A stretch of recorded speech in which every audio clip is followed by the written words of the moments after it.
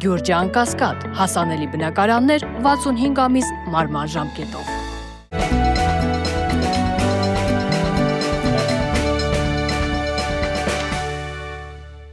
Բարև ձեզ։ Փաստինֆո եթերում շարունակում ենք հետևել միջազգային իրադրությանը։ Ադրբեջանը շարունակում է ինտենսիվ կերպով խախտել հրադադարի ռեժիմը, թիրախավորելով Սյունիքի բնակավայրերը։ Հերթական անգամ ադրբեջանական ագրեսիայի զոհ է դառնում Խնածաղ բնակավայրը։ Կրակոցներ են արձակվում Խնածաղ բնակավայրի մշակույթի տանողությամբ եւ այս ֆոնին մենք տեսնում ենք հայկական կողմից բավականին մեղմ արձագանք, թե կոչ ենք անում ադրբեջանական կողմին հետաքննել եւ արդյունքների մասին հայտնել, թե ինչու են այդ կրակոցները տեղի ունեցել։ Բավականին մեղմ արձագանք ադրբեջանական կողմի հերթական վայրագությանը։ Բացի այդ, մենք այստեղ չենք տեսնում հերթական անգամ եվրոդիտորդների արձագանքը։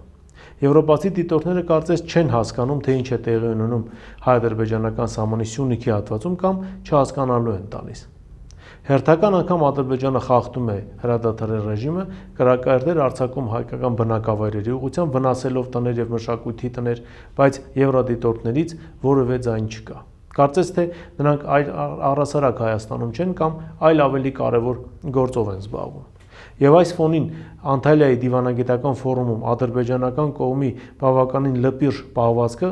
իդեմս նրա արտգործնախարարը եւ հայկական կողմի շատ մեղմ արձագանքը։ Հիշեցնեմ, որ Ադրբեջանի արտաքին գործերի նախարարը խոսում է հարցերի մասին, ըստ էության միջամտելով Հայաստանի ներքին գործերին, մասնավորապես Հայաստանի սահմանադրության փոփոխության անհրաժեշտության մասին, նշում, որ չի կարծում, թե Հայաստանում կարող են բարձրացնել հարց Ադրբեջանի սահմանադրության փոփոխության հետ կապված, եթե տեսնեն, որ այդ սահմանադրության մեջ որևէ խնդիր կա, ինչպես ինքն է նշում, ժամանակակից Հայաստանի տարածքային ամբողջականության հետ կապված։ Այն, որ Ադրբեջանի սահմանադրությունը ոտքից գլուխ խնդիր է, կարծում եմ շատերս ենք այդ մասին կարդացել եւ համոզված ենք, որ այդպես է։ Հայաստանի պաշտոնական դիրքորոշումը այս հարցում ավելի կոշտ պետք է լիներ։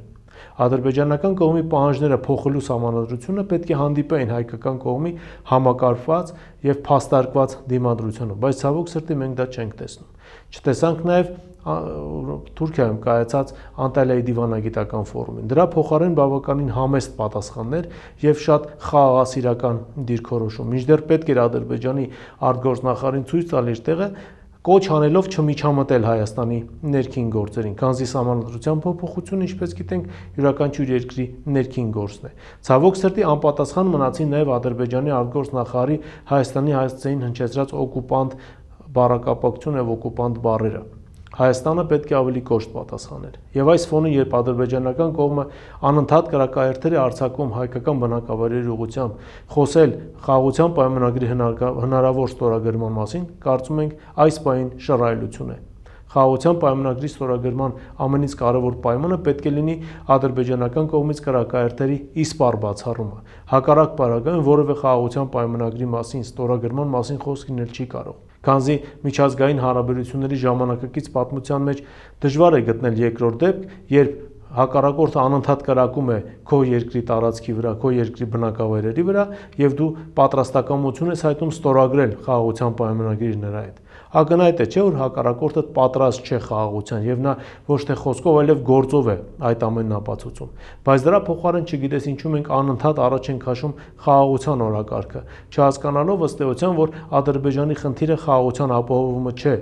Ադրբեջանը եթե իրոք ցանկանար խաղաղություն ապահովել, նա վաղուց դա կաներ։ Ադրբեջանը այլ պլաններ ունի, սողացող մարտավարություն է որդեգրել եւ նրա խնդիրն է անընդհատ տարածքներ կլանել Հայաստանից, առանց որևէ պայմանագիր ստորագրելու, առանց որևէ պարտավորության տակ մտնելու։ Եվ այս ֆոնին նման միջոցառումների մասնակցելն էլ կարծում եմ մեր կողմից շատ մեծ շռայլություն է։ Հայկական կողմը համենայն դեպս առաջին դեմքով արտգործնախարարության չպետք է մասնակցեր այդ ֆորումին։ Կարծում ենք Բայրամովը մի կերպ կտաներ, եթե Հայաստանը այնտեղ ներկայացված լիներ փոխնախարարի մակարդակով, քանզի այն հայտարարությունները, որոնք արվեցին Ադրբեջանի արտգործնախարարի կողմից, հարիր չէին արտաքին գործերի նախարարի կարգավիճակին։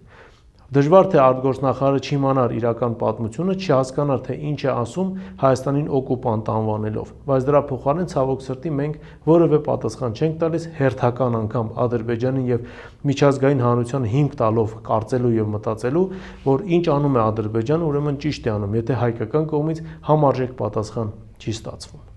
Ինչևէ, սպասենք տեսնենք, թե Ադրբեջանը ինչ բացատրություն կներկայացնի սահմանային վերջին միջադեպի հետ կապված եւ կներկայացնի արդյոք։ Կարծում ենք չի ներկայացնելու, վստահ ենք առավել եւս, որ չի ներկայացնելու։ Քանզի Ադրբեջանի վայրենի պահվածքն է այդպեսին, իր բնույթն է այդպեսին։ Ինչ բացատրություն պետք է ներկայացնի, պետք է ներողություն խնդրի սահմանային միջադեպի եւ մշակույթի տանողությամբ կրակայարդ արձակելու հետ կապված։ Մենք դրա փոխարեն նախ պետք է դիմենք նույն եվրոպացի դիտորդներին, չեն տեսնում նրանք, որ թիրախավորվում է ոչ թե ռազմական օբյեկտ, այլ մշակույթի տուն, որտեղ կարող էին նաեւ խաղաղ բնակիչներ եւ երեխաներ լինել ինչ որ միջոցառման շրջանակներում։ Եթե եվրոպացի դիտորդները այս ամենը չեն տեսնում եւ նրանք չեն արձագանքելու Ադրբեջանի սանձարձակ գործողություններին, այդ դեպքում առաջանում է բնականon հարց. ինչ են անում նրանք առհասարակ Հայաստանի տարածքում, ինչ գործ են անում հայ-ադրբեջանական սահմանին եւ որն է նրանց իրական նպատակը։ Հաջորդ թեման, որին ցանկանում եմ անդրադառնալ, կապ ունի այդքան շատ խոսված Հայաստան-ԵՄ-ԵԱՏՄ խաչմերուկում այս իրավիճակի հետ։ Անընդհատ քննարկվում է, թե Հայաստանը ինչ կկորցնի եւ ինչ կշահի Եվրոպական միության հետ հարաբերությունները խորացնելով եւ դառնալով ԵՄ անդամ։ Այս ամենի հետ կապված ցանկանում եմ մի քանի խոսքով հակիրճ ներկայացնել իրավիճակը եւ փորձել բացատրել, թե ինչ է սպասվում Հայաստանին ԵՄ հետ հարաբերությունները խորացնելու եւ հետագայում ԵՄ անդամ դառնալու հետ կապված։ Նախ ի սկզբանե նշենք, որ Հայաստանի ԵՄ անդամ դառնալը այնքան մշուշոտ է, որքան ասենք ՆԱՏՕ-ի ինքնափլուզումը։ Հայաստանը երբեք ԵՄ անդամ չի դառնալու եւ դա ըստ էության ԵՄ օրակարգում ընդգրկված չէ։ Եվրոպական միության պաշտոնական փաստաթղթերում վերջին երկիրը, որ կարող է ներգրավել Եվրոպական միության մեջ, այսինքն ընդլայնման վերջին փուլում, այդ երկիրը կարող է լինել Չեռնոգորիան։ Դրանից հետո Եվրոպական միությունը չի պլանավորում ընդլայնում։ Հայաստանը չունի անգամ հրավիրյալ պետության կարգավիճակ, անգամ չունի թեկնածուի կարգավիճակ։ Հետևաբար Հայաստանի Եվրոպական միության անդամ դառնալը միայն որոշումով հնարավոր չէ։ Բայց շատ ավելի մեծ բան Հայաստանը կարող է կորցնել, բացի այդ, Եվրոպական միության դառնալու հեռանկարը կարող է դառնալ խայծ նույն Հայաստանի համար եւ կարթ եվրոպացի պաշտոնյաների համար Հայաստանին իրենց մոտ պահելու, բայց դրան զուգահեռ իրենց աշխարհաքաղաքական շահերը սպասարկելու համար։ Ինչպես եղավ Ուկրաինայի պարագայում, երբ Ուկրաինան դարձրեցին ըստ էության հակառուսաստան, Ուկրաինայի տարածքի եւ Ուկրաինայի ժողովրդի հաշվին հիմա էլ փորձում են լուծել իրենց աշխարհաքաղաքական խնդիրները, բայց այն խոստումները, որոնք տրվել էին Ուկրաինային, այսօր իջիկ են դարձել։ Հիշեցնենք, որ ժամանակին Ուկրաինային խոստացել էին անդամակցություն Եվրոպական միությանը, անդամակցություն ՆԱՏՕ-ին։ Հիմա ոչ այն կա, ոչ մեկը կա, ոչ մյուսը։ Նույնը ցավոք սրտի սպառնում է նաև Հայաստանին։ Իսկ ինչ կարող է կորցնել Հայաստանը։ Այս մասին նաև ապրիլի 12-ին Հայ գործարարների ասոցիացիայի հրավիրած խորհրդաժողովի ժամանակ իր մտահոգությունները հայտնեց դրա վերաբերյալ հայ խոշոր գործարար Սամվել Կարապետյանը։ Ըստ էության հայ գործարարի մտահոգությունները հասկանալի են, քանզի այն վտանգները, որոնք կախված են Հայաստանի գլխին տնտեսական առումով, միայն տնտեսական չեն։ Մի քանի մասի բաժանենք։ Առաջինը էներգետիկ անվտանգություն։ Այսօր Հայաստանը $185 է գազ ստանում Ռուսաստանից։ Եվրոպական միության անդամակցության պարագայում եւ ԵԱՏՄ-ից դուրս գալու պարագայում իսկ հիշեցնեմ, որ եւ Ռուսաստանի փոխվարչապետ Օվերչուկը եւ Ռուսաստանի փոխարտգործնախարար Գալուզինը մի քանի անգամ են հիշեցրել, որ անհամատեղելի է Հայաստանի ԵԱՏՄ անդամ լինելը եւ անդամակցությունը ԵՄ-ին, այսինքն Հայաստանը պետք է ընտրություն կատարի Եվրոպական միության եւ ԵԱՏՄ-ի միջեւ։ Գազի հետ կապված բավականին մշուշոտ ապագա է մեզ խոստանում, որովհետեւ 185-ի փոխարեն հիմա ստիպված ենք լինելու միջազգային բորսայում մի քանի անգամ ավելի թանկ գազ գնել։ Դրան գումարած տրանզակցիոն ծախսերը եւ դրան գումարած նաեւ լոգիստիկ խնդիրները, թե ինչպես է այդ գազը հասնելու Հայաստան։ Բավականին խնդրահարույց է դա, ոչ միայն գինն է բարձրանալու, այլև հասկանալի չէ, թե ինչ ճանապարհներով է այդ գազը գալու Հայաստան։ Բարձր գազը իր հերթին ենթադրում է նաեւ Հայաստանի գյուղատնտեսության համար բավականին լուրջ վնաս, քանզի Հայաստանի ջերմոցային տնտեսությունները միանգամից իրենց վրա զգալու են թանկ գազի գինը եւ դրա արդյունքում ունենալու են թանկ արտադրանք, որը մրցունակ չի լինելու շուկայում թուրքական էժան բանջարեղենի համեմատ։ Մյուս թեման հացահատիկի, պարենային անվտանգություն։ Շատ է խոսում, որ հացահատիկի փոխարեն կարող ենք օրինակ բրինձ ներկրել, բայց բրինձի հետ կապված էլ բավականին լուրջ քննարկումներ են գնում, քանզի բրինձ արտադրող պետությունները այդ եռյակը, որոնցից երկուսը Վիետնամը եւ Չինաստանը ԵԱՏՄ-ի հետ ունեն ազատ առևտրի համաձայնագիր։ Հետևաբար Հայաստանի ԵԱՏՄ-ից դուրս գալու պարագայում նրանց եւ Չինաստանի հարաբերությունները մի փոքր այլ են լինելու եւ մաքսատուրքերներ են լինելու մի փոքր այլ։ Իսկ ինչ վերաբերում է բուն հացահատիկին, ապա այսօր Ռուսաստանից բավականին էժան հացահատիկ է ներկրվում, ինչը հնարավորություն է տալիս ապահովել Հայաստանի պարենային անվտանգության զգալի մասը։ Թանկ հացահատիկի ներկրման պարագայում հացի գինն է շուկայում մի քանի անգամ բարձրանալու եւ հայ սպառողը առաջերտին իր վրա է զգալու այդ ամենի արդյունքը։ Պատրաստ է Հայաստանի շարքային քաղաքացին հանուն եվրոպական ապագայի գնալ այդ փորձությունների միջով։ Կարծում ենք, որ պատրաստ չէ։ Բացի այդ, եւս մեկ հանգամանք, ԵԱՏՄ անդամակցության պարագայում Հայաստան ունի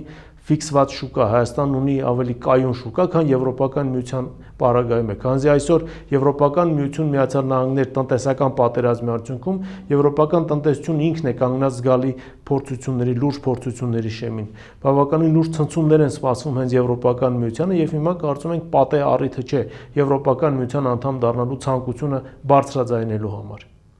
Հայաստանն է նաև փոխանցվում Հայաստանի բյուջեի զգալի մաս կազմող տրանսֆերտներ, հիմնականը գալիս է Ռուսաստանից եւ ԵԱՏՄ մյուս պետություններից։ Հայաստանի ԵԱՏՄ տարածքից դուրս գալուց հետո այդ գումարներն են զգալիորեն պակասելու, ավելին։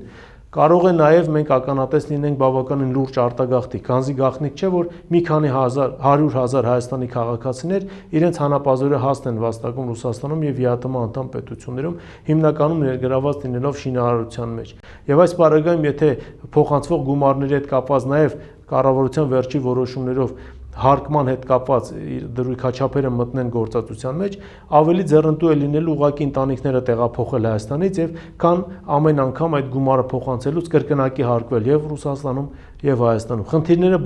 բազմաթիվ են եւ այս խնդիրների մասին պարզ է պետք խոսել։ Հայաստանի շարքային քաղաքացուն շատ պարզ է պետք բացատրել, թե ինչ է իրենից ներկայացնում եվրոպական ապագան եւ ինչ կարող է ստանալ Հայաստանը Եվրոպական միության անդամ դառնալու հեռանկարների դեպքում անգամ։ Ինչևէ, հարցը բավականին ակտուալ է եւ այս հարցին դեռ մենք անդրադառնալու ենք մեր հաջորդ թողարկումների ժամանակ։ Եվ վերջին թեման, որին ցանկանում եմ անդրադառնալ, ռուս-վրացական հարաբերությունների հետ է կապված։ Ռուսաստանի փոխարտգործնախարար Գալուզինը հայտարարություն է տարածում, հարցազրույց է տալիս լրատվամիջոցներին, նշելով, որ Մոսկվան պատրաստ է Թբիլիսիի հետ վերականգնել դիվանագիտական հարաբերությունները եւ այնքան խորացնել այդ հարաբերությունները, որքան որ դրան պատրաստ կլինի Վրաստանի իշխանությունը։ Բացի այդ, ըստ Գալուզինի բավականին լավ ազդակ էր Վրաստանի իշխանությունների կողմից ներողություն խնդրելը Հարավային Օսիայի ժողովրդից Սաակաշվիլու կողմից կատարված բարբարոսությունների հետ կապված եւ դաժանությունների հետ կապված։ Եվ այս պարագայում Հայաստանի հարցն է կրկին օրակարգ գալու։ Ինչու՞։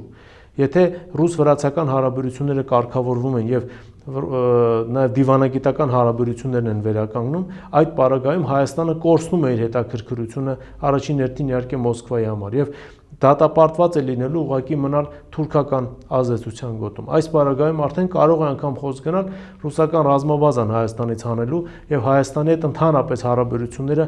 զգալիորեն իջեցնելու, հարաբերությունների մակարդակի մասին է խոսքը, զգալիորեն իջեցնելու մասին։ Սա սպառնում է Հայաստանին մղել աշխարհաքաղաքական անկյուն,